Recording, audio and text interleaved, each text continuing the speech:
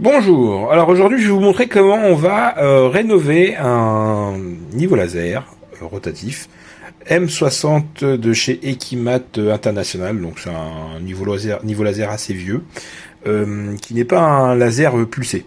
Donc néanmoins c'est du solide, vraiment très solide, hein, c'est de l'acier, ouais, de la fonte d'acier je dirais, c'est même pas de l'aluminium vu comment c'est lourd. Avec du coup bah voilà tout métal, des petites molettes ici pour pouvoir gérer il y en a une là et une là pour pouvoir gérer l'inclinaison dans un sens ou dans l'autre, du coup pour régler aussi pour vérifier le bon équilibrage, on peut aussi changer le laser en se mettant comme ça ou comme ça pour pouvoir voir si il y a un fourron ou pas. Si on le met en vertical, il sort par le haut, et donc si on voit un rond, forcément c'est qu'il y a un problème déjà sur l'alignement du laser.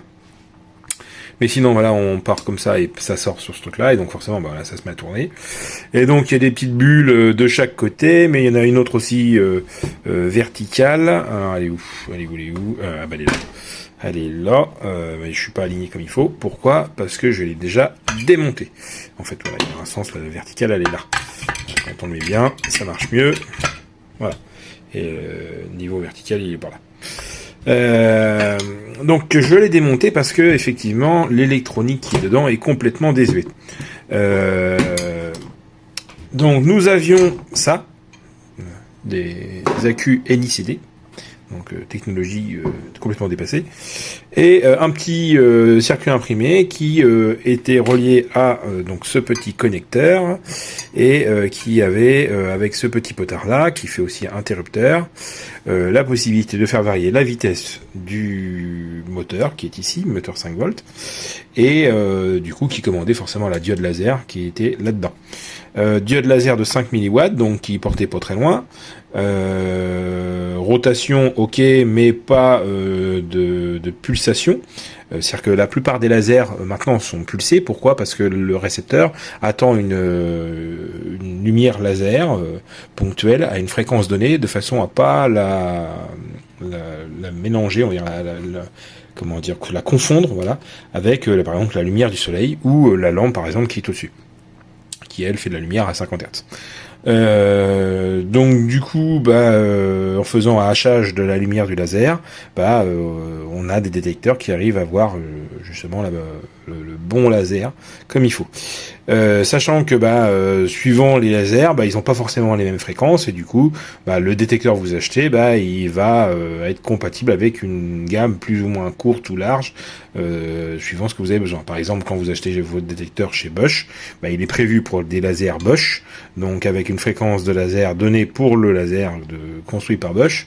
Ce qui est dommage, c'est que même chez Bosch, ils arrivent pas à uniformiser en fait leur fréquence des lasers, tout simplement à mon avis parce que c'est pas eux qui les fabriquent à 100%, et donc ils font en fonction de ce qu'il y a sur étagère, et à chaque fois ils changent le récepteur. Et à côté de ça, vous avez des petits Chinois qui font des lasers, enfin des récepteurs de laser un peu universels, qui captent pas mal de fréquences, et qui font bip bip quand même, comme il faut. Donc par exemple celui-là, voilà, il fait bip bip entre 50 Hz et 1 kHz. Donc là il fait bip bip parce que il détecte la lumière un peu au-dessus, là de temps en temps ça fait bip bip, mais c'est pas ça qui va faire que voilà, ça va vraiment nous gêner pour détecter. Donc je l'ai acheté sur Amazon ce truc là, 50 balles. Avec la fixation qui était fournie avec, c'est bien pratique, mais qui est prévu pour des lasers, enfin des cannes rectangulaires. Et moi, j'ai une canne ronde qui était fournie avec ce laser-là. J'ai même un trépied qui était fourni avec ce laser-là, et tout plein d'autres accessoires, pour certains qui me seront inutiles. Le tout pour un prix défiant toute concurrence, que j'ai eu à 30 € sur une brocante. C'était génial. Mais bon, c'est compréhensible parce que c'est des vieux lasers. Souvent, ils ont été un peu malmenés. Moi, j'ai réparé le trépied parce qu'il y avait des choses qui étaient pétées. Et du coup, il va falloir changer tout l'électronique qui est là-dedans. Et donc, pour changer tout l'électronique qui était dans ce laser, bah, j'ai choisi de refaire moi-même l'électronique à partir de circuits qui existent sur AliExpress. Pourquoi s'amuser à en inventer quand il en existe déjà d'étouffés? Et qui plus est pour des prix défiant toute concurrence. Donc, nous avons ici un petit module pour recharger les batteries à partir de l'USB. Donc, il sera alimenté en USB-C, mais à travers une prise jack, parce qu'il n'y a que ça qui rentre dans le petit trou de la prise d'origine qui est cassé. Donc, je vais prendre un jack 3.5 que je vais mettre en mono pour pouvoir avoir le plus dans le fond et la masse sur le devant. Enfin sur le devant, sur le plus proche du câble.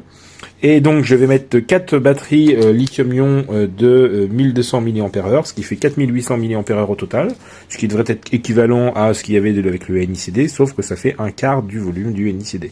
Et surtout, il y a une meilleure résistance, on va dire, à l'effet mémoire et à l'autodécharge. Donc, ça, il va falloir le recharger. Donc, comme je disais, avec ce petit circuit-là. Donc, on va transformer du 5 volts en 3,7 volts. Mais tout l'électronique derrière fonctionne en 5 volts.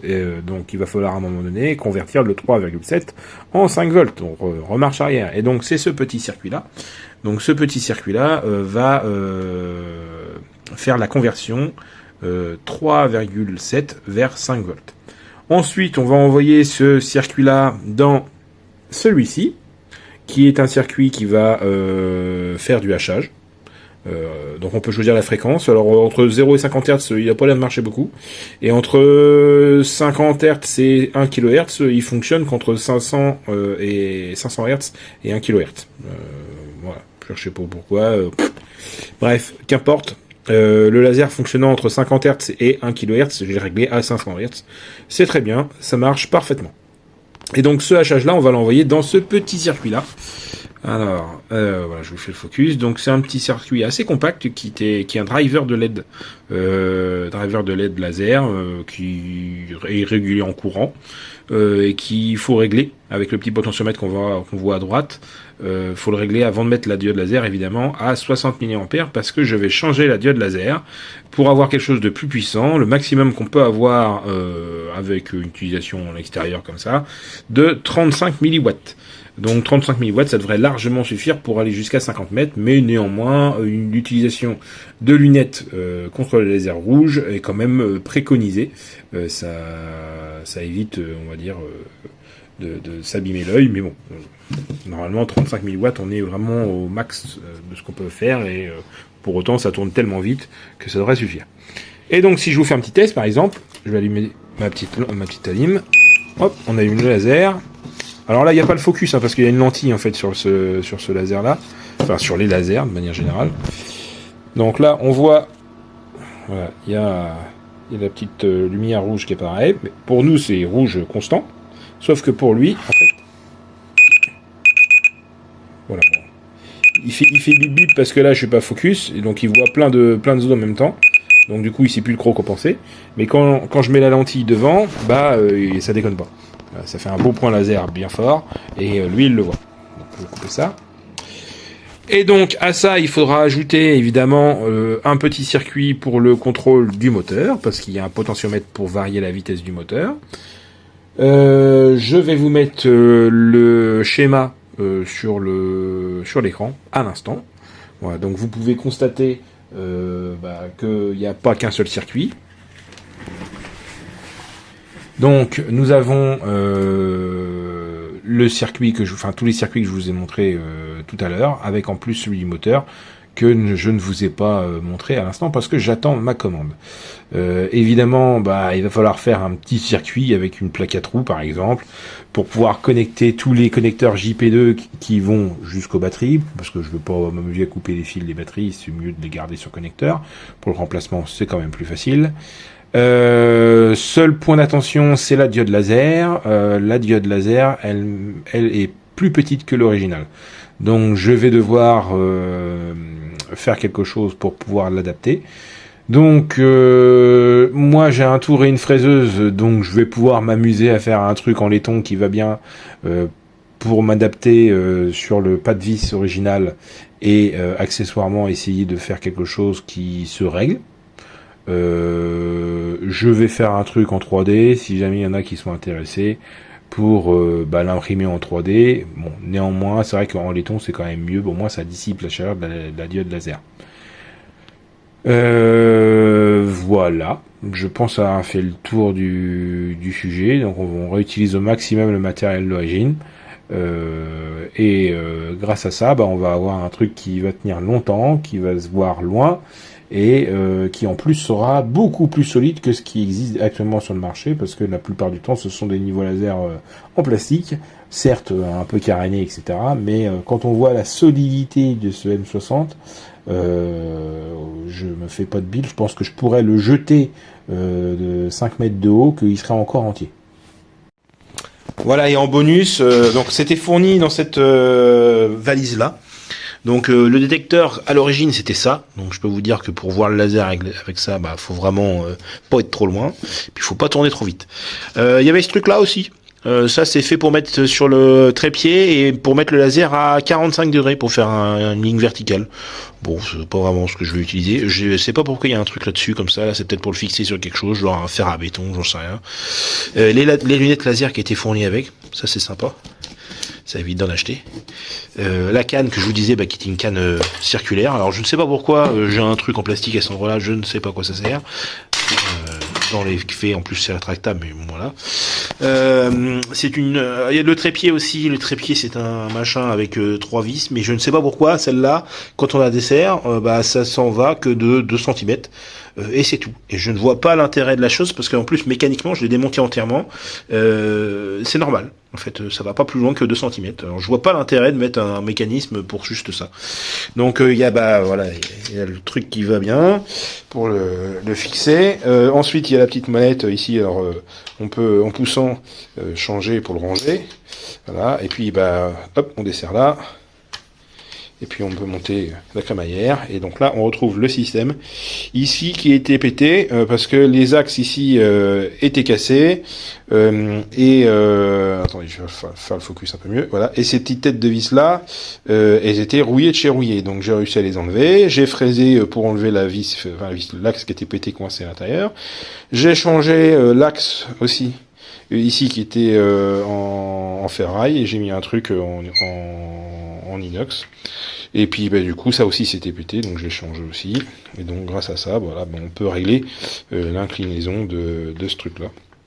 Donc après on met la tête laser là-dessus, puis on vise pour le mettre dedans. Donc on peut le régler comme ça à 45 aussi sur le trépied, sans le mettre forcément sur son support. Je vois vraiment pas dans quel cas on met ce truc là.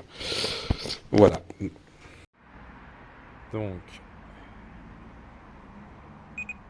voilà. Là, il me dit un peu dessus. Bon, il y a plusieurs modes. Il y a un mode pour être un peu plus précis, qui effectivement fonctionne un peu plus précis. Mais là je capte bien et c'est vraiment le max du max. Je ne l'ai pas réglé à la vitesse maximale de rotation parce que sinon, je trouve qu'il a du mal à détecter. Donc je pense qu'on arrive à la limite du laser rouge. Voilà. Bon, en fait, c'est 20 mètres. Voilà. Avec un 35 mW, je suis à maximum 20 mètres.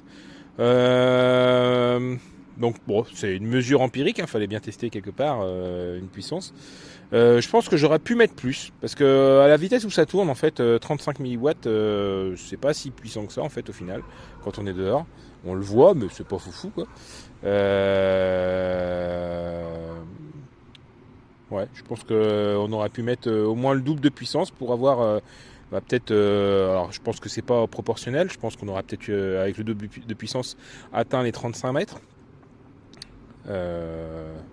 Mais bon, voilà, ça fonctionne déjà moins 20 mètres pour mon usage, ça va bien. Et donc je l'ai réglé de niveau.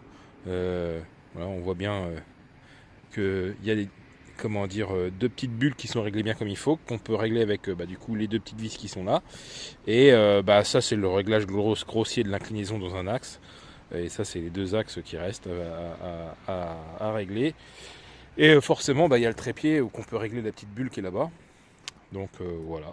Bon, je suis quand même plutôt satisfait de la bestiole et de la modif, parce qu'au final c'est très exploitable. C'est peut-être pas aussi performant que les lasers ultra modernes verts, parce que bah, justement le vert va plus loin que le rouge, ça c'est clair. Mais pour autant, ça reste exploitable. Et puis au moins, bah, il y a un vieux truc qui était destiné à la benne bah, qui repart à l'usage.